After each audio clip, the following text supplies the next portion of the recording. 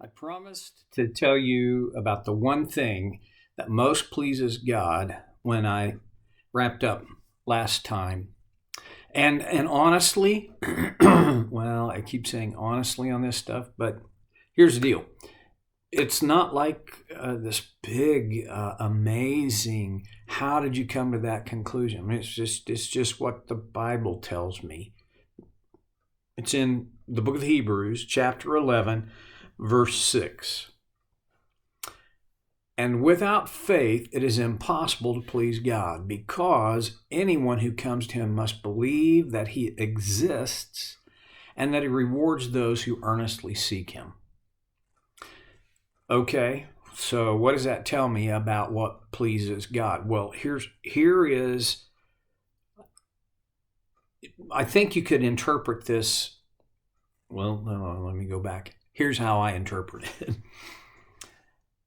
And without faith, it is impossible to please God. So here's pleasing God starts here.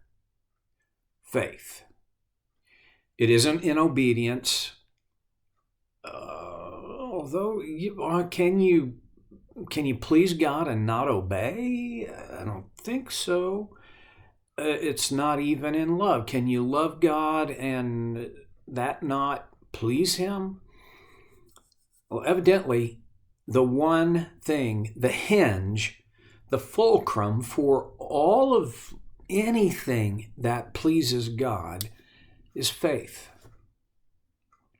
So here's the kind of the question on this is to what degree, how much, what does faith look like? I mean, when you come down to a walk with God, a secure, confident walk with God that we talked about last time, because it's in 1 John chapter 3. When you think about those things, I got to get 1 John chapter 3 on my phone here, because that's my Bible these days. But if our hearts don't condemn us, and we have this confidence before God, or on the other side, if our hearts condemn us, but God is greater than our hearts and He knows everything, all of these things fit together when this primary thing is the foundation, faith. Without faith, it's impossible to please God. Everything else that you do, even the best of your acted on intentions, without faith, they don't please God. It's not possible to please God without faith. Now, I want a primary goal in my life is to live in a way that pleases God. It gets expressed in lots of different ways. My desire to please God, you can see this. It's so self-evident. My desire to please God is such a really good thing, but the intensity of my desire, the validity of my desire to please God hangs on, to some degree, my behaviors. But just my behaviors are not enough. My behaviors have to spring from faith. Oh my goodness, if the whole subject of faith, wow, it's from the beginning through the end of the entire Bible. I think in Ephesians chapter 2, one of my favorite verses is 8, where it says, "You're saved by grace through faith, and that not of yourselves, but from God, so that none of us can boast." Well, saved by grace through faith. So that suggests a process. God saves me because of his grace, which I access by faith. And then the Holy Spirit through Paul continues, and that not of yourselves. Okay, so what is not, okay, I think both of these things are not, they're not of us. They're gifts from God. Grace is a gift from God. That's duh, right? Grace assumes I have a need and God can meet the need. He's sufficient. So grace is obviously a gift. And in fact, the most elementary definition of the word grace from Greek is gift. That is a gift from God, not of ourselves. But is there a sense in which faith is also a gift from God? I think so. I think God gives all of us the capability of having faith, acting in faith, responding in faith. I don't have to, I do have to act on it, but it's not like I have to germinate or originate faith in my heart. I think God has placed it in her. I'm going to kind of get down in the weeds here, but when Paul wrote in the book of Romans, the first 2 chapters, he kind of addresses the issue of what about people who don't know about God? And his primary answer is there is something in all of us that when we look at the created order of things, we have a sense. There is something in us that connects with, has this idea that there is something beyond us. That's faith. I think God has, as he created us in his image, according to his design, in his likeness, he created this capability for faith. Now, how much faith does it take to please God? Well, the apostles kind of wondered that. And Jesus, you're familiar with this, it's famous, the idea that faith the size of a mustard seed could move a mountain. A mustard seed is hardly, it's just a teeny bit bigger than a grain of sand. It's tiny. That kind of makes me think it's not about the size of my faith. If it's not about the size of my faith, then what would it be about? It would be about the one or the thing on whom my faith rests.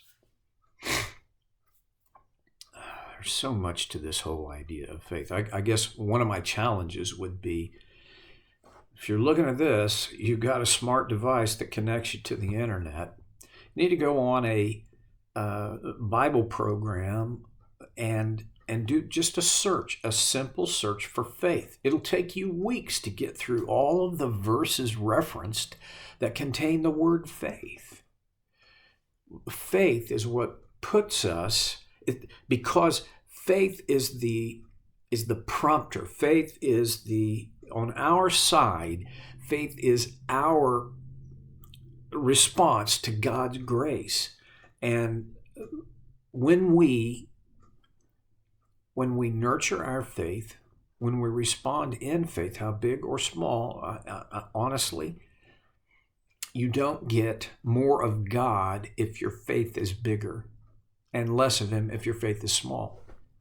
It doesn't, okay, now I'm into my own opinions and thoughts, but I don't think it works that way.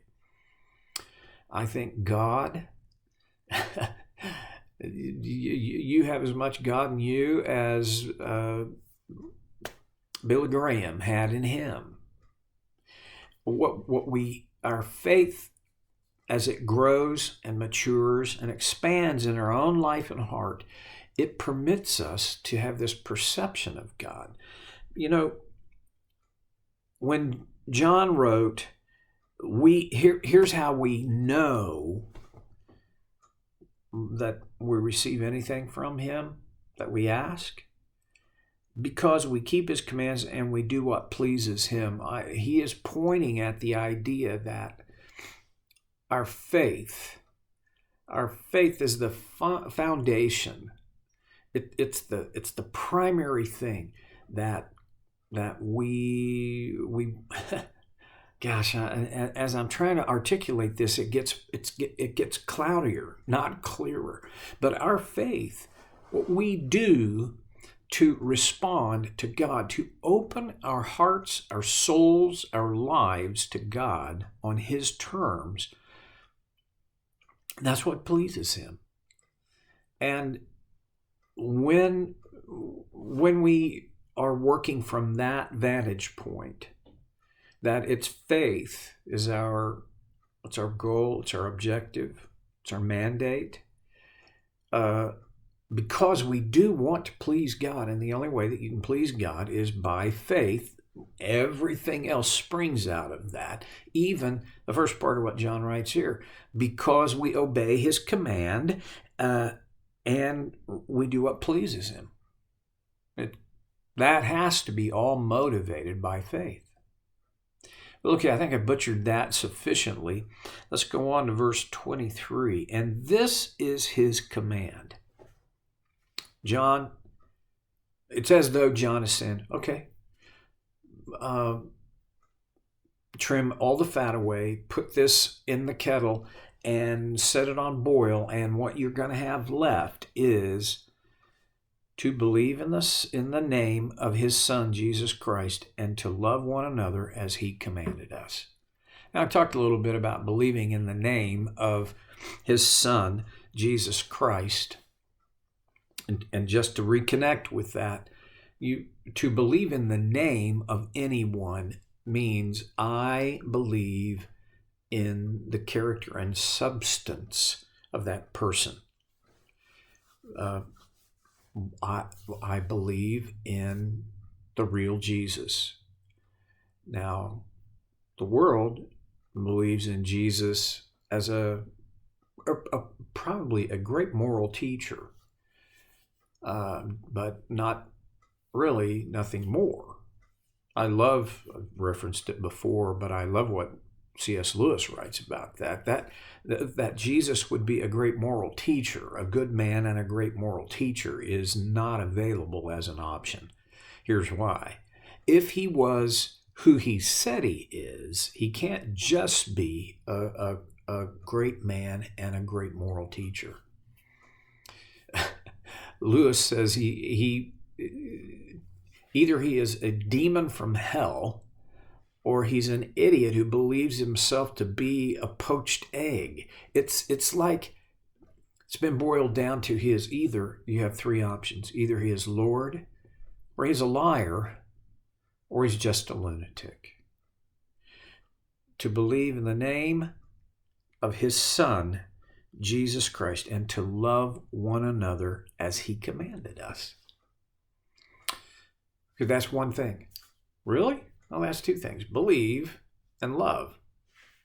Right. Both of those things, where do they spring from? Faith.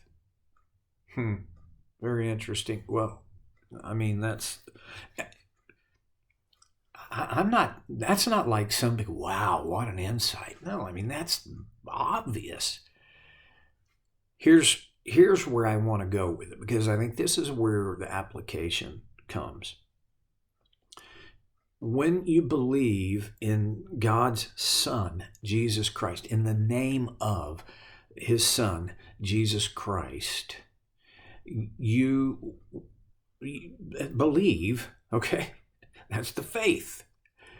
And then you express that belief by how you live your life. You live your life loving one another as he commanded us. And his command, if you remember from the book of John 14, I give you a new command, that you love one another as I have loved you. Wow, that's a big, big, tall order. It is our marching order. There's a lot more to think about in terms of what does this kind of love, this love to this extent, what does that look like? What does it do? What would it look like in me?